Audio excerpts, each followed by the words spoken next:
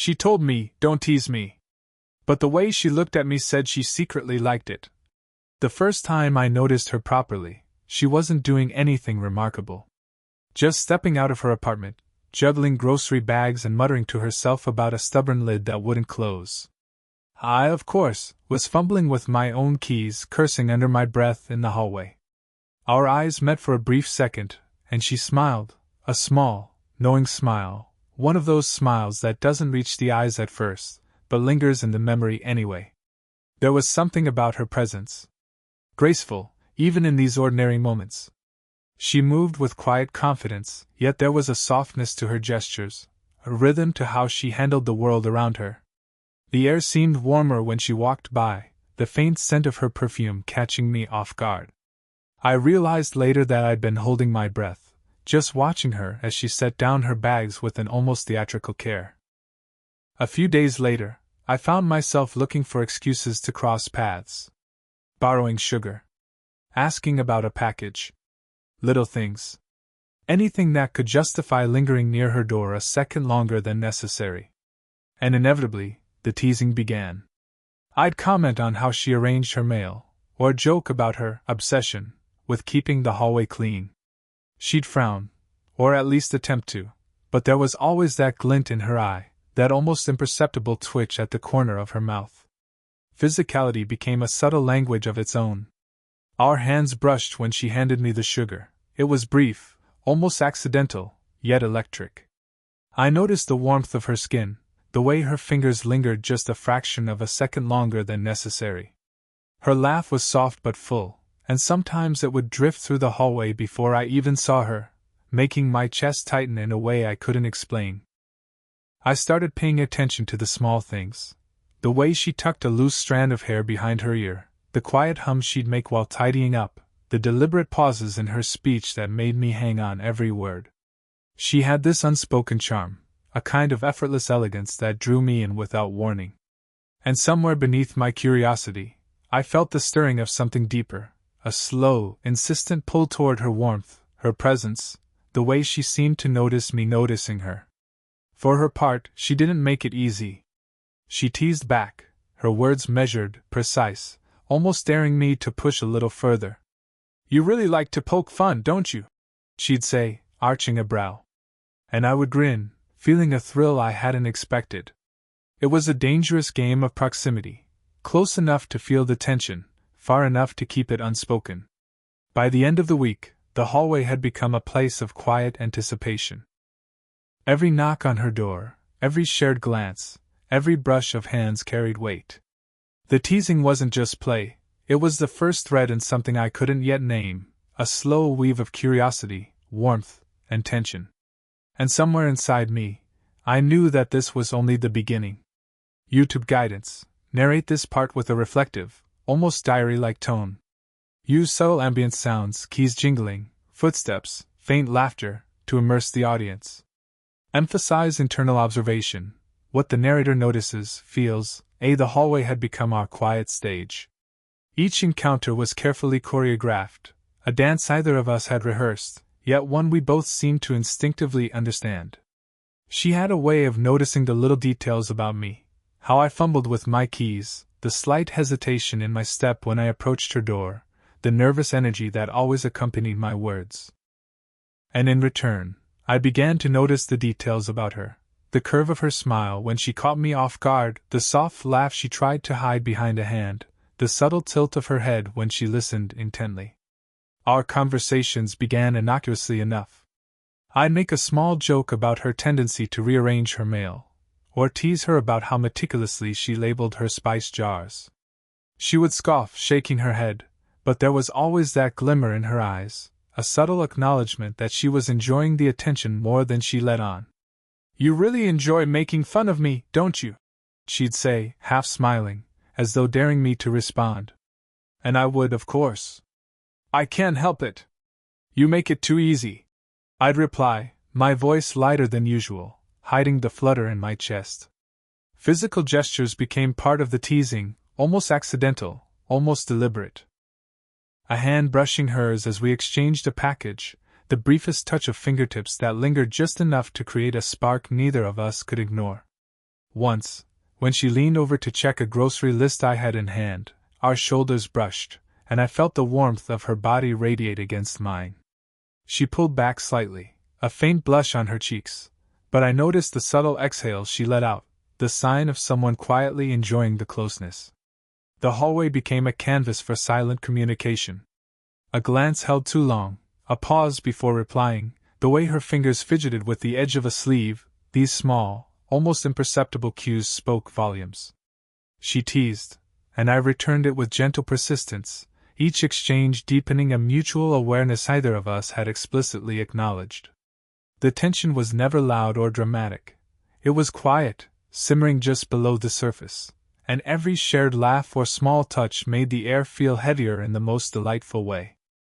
What surprised me most was the growing emotional awareness. I began to notice not just her gestures, but the way she responded to mine. A slight lean toward me when I joked, a playful glare softened by a smile, the way she lingered near me just a little longer than necessary. And slowly, I realized I was no longer just curious, I was invested. Each teasing exchange was no longer about fun. It was about connection, about sensing her subtle approval, about feeling the quiet thrill of being noticed in a way that mattered. By the end of these first playful days, it wasn't just teasing anymore. It was an unspoken acknowledgement of each other's presence, a tentative dance along the line between friendship and something more. And every time she caught me staring just a little too long, or I found myself waiting for the sound of her footsteps in the hallway, I felt that slow, persistent pull of attraction, deliberate yet gentle, like the tide nudging me closer without revealing the depth of the current. YouTube guidance. Use narration that emphasizes observation and internal reflection.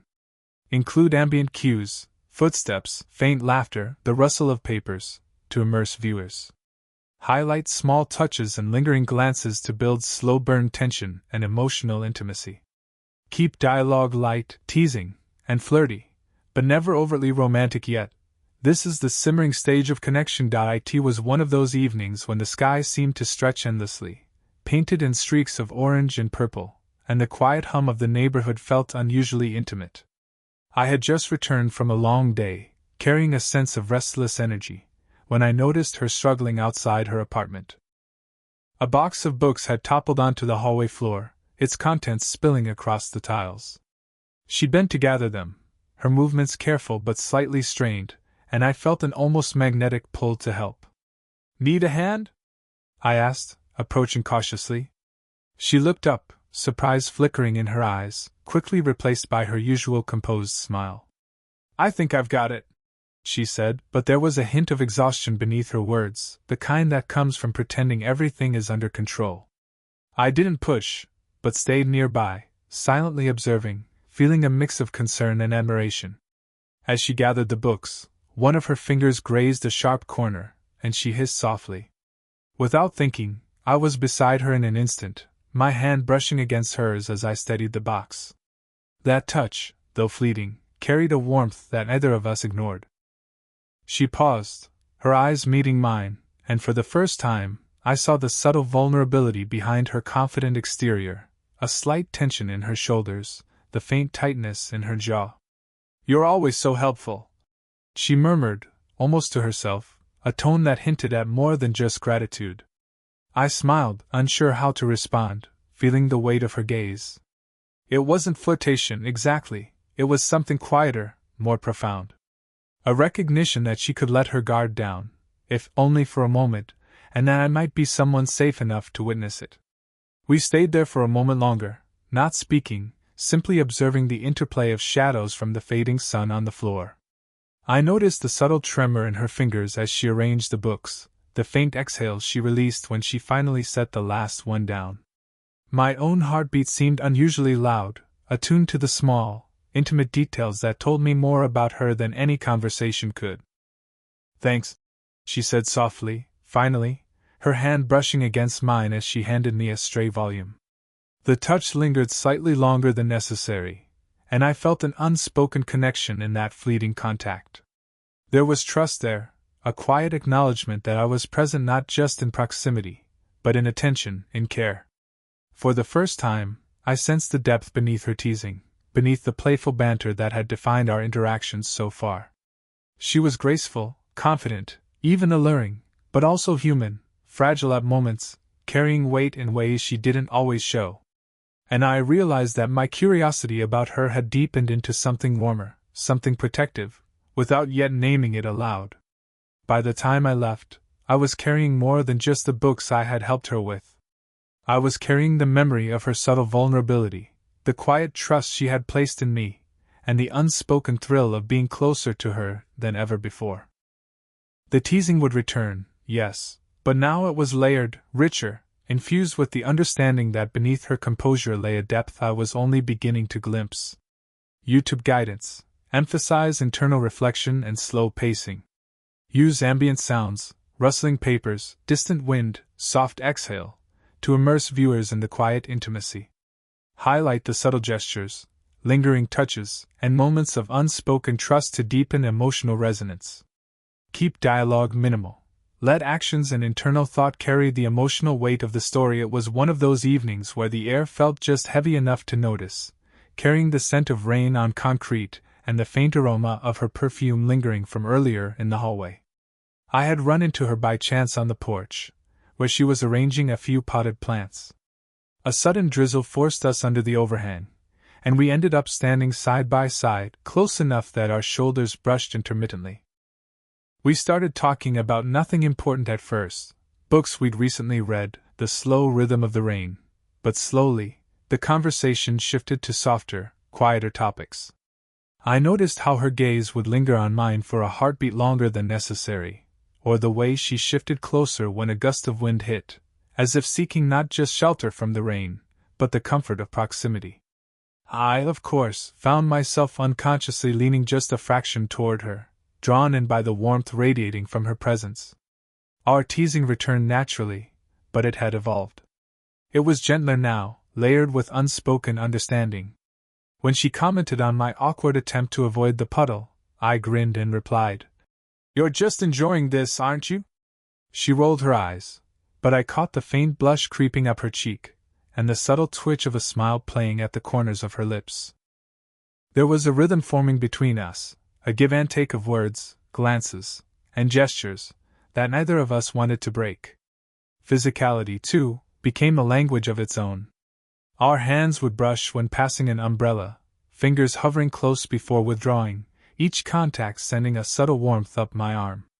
When she reached to adjust a tilted pot, her elbow nudged mine gently, and we shared a small, quiet laugh. It was these little sparks, almost accidental, almost deliberate, that made my chest tighten and my mind reel with anticipation. I noticed the small, intimate details that I had missed before, the softness in her voice when she spoke about things she cared about, the way her hair occasionally fell across her shoulder in the breeze, the steady rhythm of her breathing when she laughed. And I realized that these moments, the shared quiet, the accidental touches, the lingering looks, were building a connection that felt deeper than mere curiosity or playful teasing. For a long moment, we simply watched the rain together, the drops glistening on the porch railing, reflecting the fading light of the sun. I could feel the unspoken tension in the space between us, the kind that doesn't need to be named to be understood. Her presence was calming and thrilling all at once, like standing too close to fire, safe enough to admire, dangerous enough to make you pay attention. Finally, as the drizzle subsided and we prepared to part ways, our hands brushed again when she handed me a towel to wipe the porch floor. This time, the touch lingered just a fraction longer, and I felt her subtle acknowledgement of the closeness we shared. Neither of us spoke about it, and yet the moment carried weight far beyond the words we might have used. YouTube guidance: use narration that slows down the pacing to match the gentle intimacy of the scene.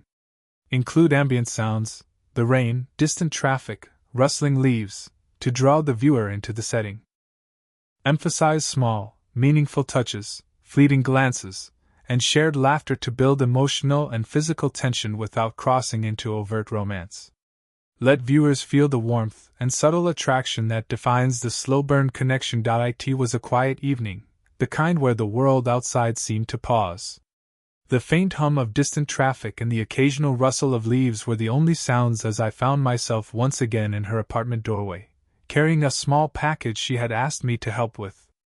She opened the door, her expression warm but guarded, and my heart skipped. Something about the way she looked at me in that half-lit hallway always caught me off guard. The playful teasing that had defined our encounters until now returned, but with a sharper edge, a subtle tension that neither of us could, or wanted to, ignore. "Don't think you can keep showing up just to make fun of me," she said lightly, but the tilt of her head and the faint smirk betrayed amusement rather than annoyance.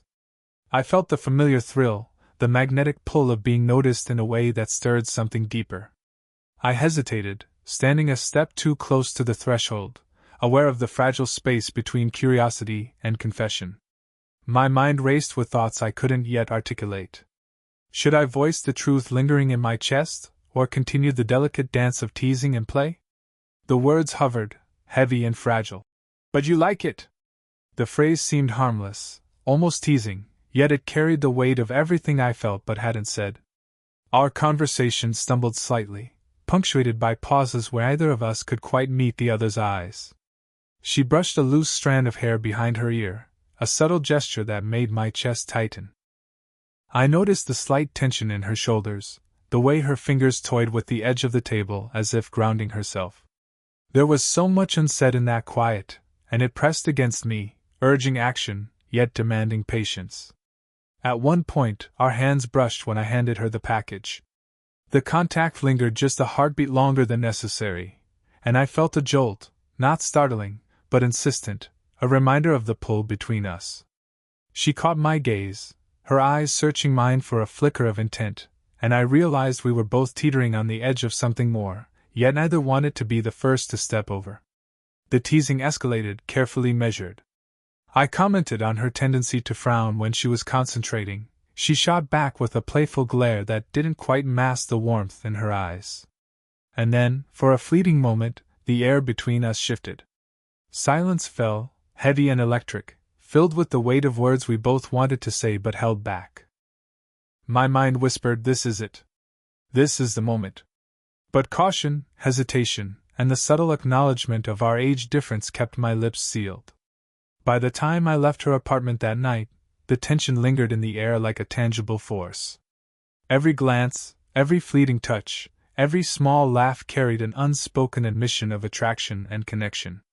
The teasing had always been a game, but now it had become a language of desire and restraint, a delicate balancing act between what we felt and what we dared to say. YouTube guidance: narrate this part with heightened internal reflection, emphasizing hesitation, unspoken desire, and the weight of near confession. Use subtle ambient sounds, faint rustling, distant footsteps, or a clock ticking, to enhance the tension. Highlight small, intimate gestures, fleeting touches, and meaningful glances. Let the audience feel the simmering emotional and physical pull without needing overt dialogue. This is the peak of the slow burn tension.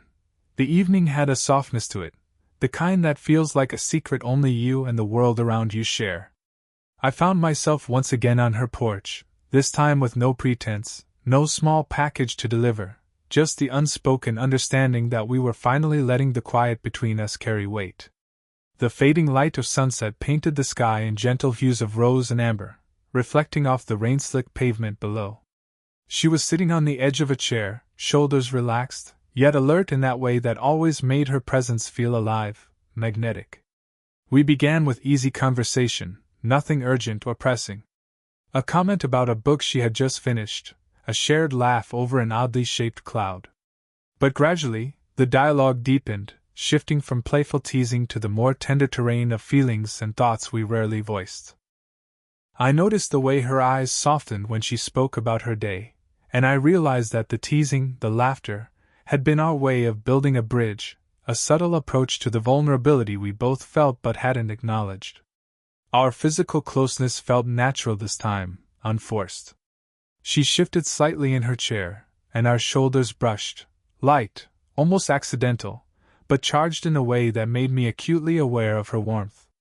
I found myself leaning closer, careful, attentive, and when our hands met briefly while adjusting the folds of a shared blanket, it was neither teasing nor casual.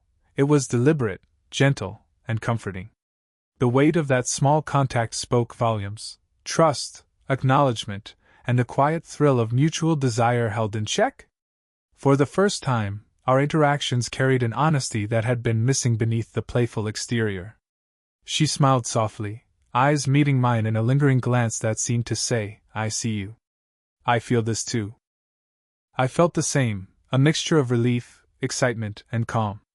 We didn't need to articulate the attraction outright. It existed in the silence, in the shared warmth of our proximity, in the rhythm of our conversation and the small, careful gestures we allowed ourselves. There was a moment when she reached to brush a stray hair behind her ear, and our fingers met, paused, and lingered just long enough to feel the subtle beat of intimacy. I didn't pull away, either did she.